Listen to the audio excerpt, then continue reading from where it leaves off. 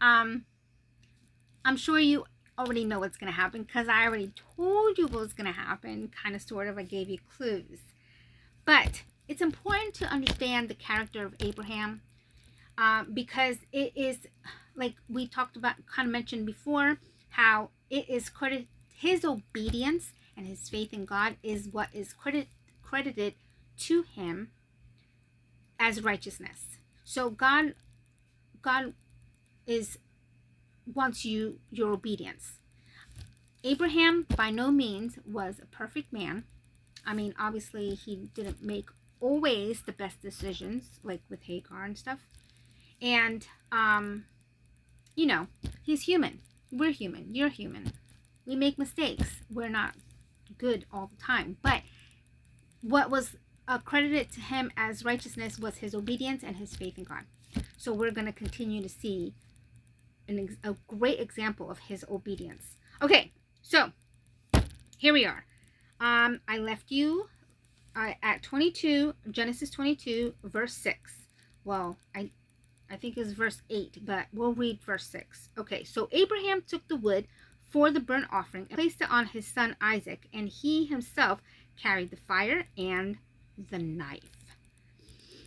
As the two of them went on together, Isaac spoke up and said to his father Abraham, "Father?"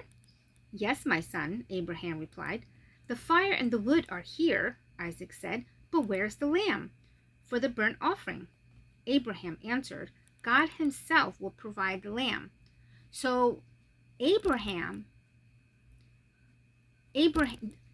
knows. He's like, I know that God has a plan, and I know he's going to provide. So he said it. He's speaking it to his son.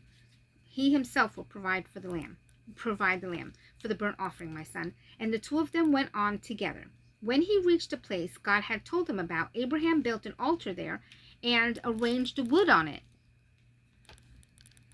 Okay, so his son Isaac is old enough to know the process. This is something that he's seen before. I don't know how old Isaac is at this age, but I think he's older than, obviously he's older than 3. He has seen, sacrifices done. He has, this doesn't sound like it's the first time he's going with his dad.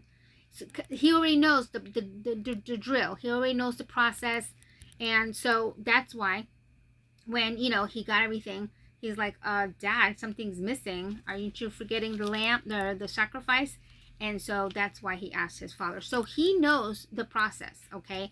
So this next part might be a little scary for the children, but it'll have a good ending. So he bound his son Isaac and laid him on the altar on top of the wood. Okay, so we already talked about Abraham, but I want to talk about Isaac. Isaac here is not fighting his father. Now his father, remember, he is an old man. I mean, even if Isaac is like 10 or something, and he's like, obviously he knows what his dad is doing. This is all this. Well, it's looking like on with the sacrifice. Am I understanding that right? I mean, like he knows the drill with the sacrifice. He knows that he did not bring a sacrifice like an animal, and now his dad is bounding him and putting him on the wood. Like, the fact that he did not fight, I'm thinking, okay, number one, he trusts his dad, which is awesome. That is amazing. That is the kind of relationship you should have with your father, is that I trust my father to the point where if he says something, because he already asked his father, where's the sacrifice? And his father said, God will provide. And if all these years, Abraham, I'm pretty sure, has talked to Isaac about who God is and God's character, I'm sure he's like, well, he said God is going to provide this, the lamb. So he is also trusting God. So he's trusting God and he's trusting his own father. So that's probably why he's not fighting. He's like, okay, I trust my father. He said God is going to provide, and based on what Dad tells me about God, you know, he's one to keep his promise. So faith is on both of their parts. It's Abraham and Isaac. Let's not forget about Isaac, because Isaac also has a major faith in both his father and God. Okay, so then he reached out. Okay, so he bound his son Isaac and laid him on the altar on top of the wood. Then he reached out his hand and took the knife to slay his son. But the angel of the Lord called out to him from heaven, Abraham, Abraham! Here I am, he replied. Do not lay a hand on the boy, he said. Do not do anything to him. Now I know that you fear God because you have not withheld me from your help. I don't understand this part here. It says, now I know that you fear God because you have not withheld me, your son, your only son. Here it is again. This is the second time they said his only son. Abraham looked up, and there in the thicket he saw a ram caught by its horns. He went over and took the ram and sacrificed it as burnt offering instead of his son. Whew. So, okay, God knows your heart. Okay, you can't just pretend that, okay, I'm doing God. Look at me, God. Where's this, lamb that you said you were gonna do? You're gonna provide.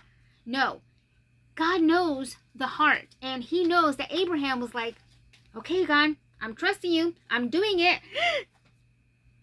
And then he hears His name. Whew!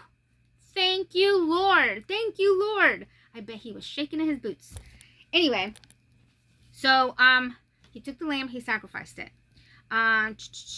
So Abraham called that place, the Lord will provide, and to this day it is said, on the mountain of the Lord it will be provided. The angel of the Lord called to Abraham from heaven a second time and said, I swear by myself, declares the Lord, that because you have done this and have not withheld your son, your only son, again, third time he has been called his only son. Okay, the only thing right now, until I do some research on it, is I'm thinking it's the only son at the moment, of course, because he's going to have more sons, right? I mean, yeah, right? Anyway, is the son of the covenant, the son in the covenant. Because remember, Ishmael was not part of the covenant. That was not part of God's plan. They did their own thing. They made their own whatever. That was outside of God's. They didn't consult God about the whole Ishmael Hagar thing. So that's maybe like not. Of course, he's not. Well, I mean, he is gonna. He said in the last one that he will. It says he says, what's the matter?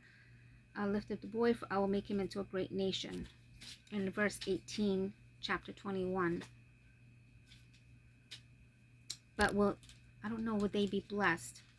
Anyway, I don't think so, because Ishmael became the nation of the Muslims, and they're not blessed. They are actually against God. Anyway, and then Isaac became the Jews, and they are God's people. Anyway, that's like a whole other episode. Anyway, so it says, I will surely bless you and make your descendants as numerous as the stars in the sky and as the sand on the seashore. Your descendants will take possession of the city and of their enemies, and through your offspring all nations on earth will be blessed because you have obeyed me. So the whole, your descendant, okay, numerous as the stars in the sky, he had already made that promise before this obedience test.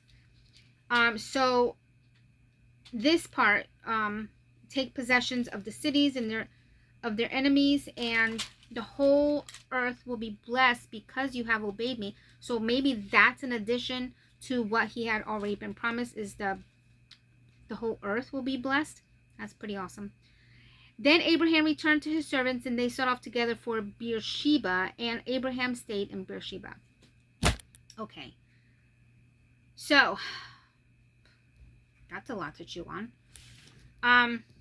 Anyway, thank you for joining me today, and I hope that you continue to come and listen.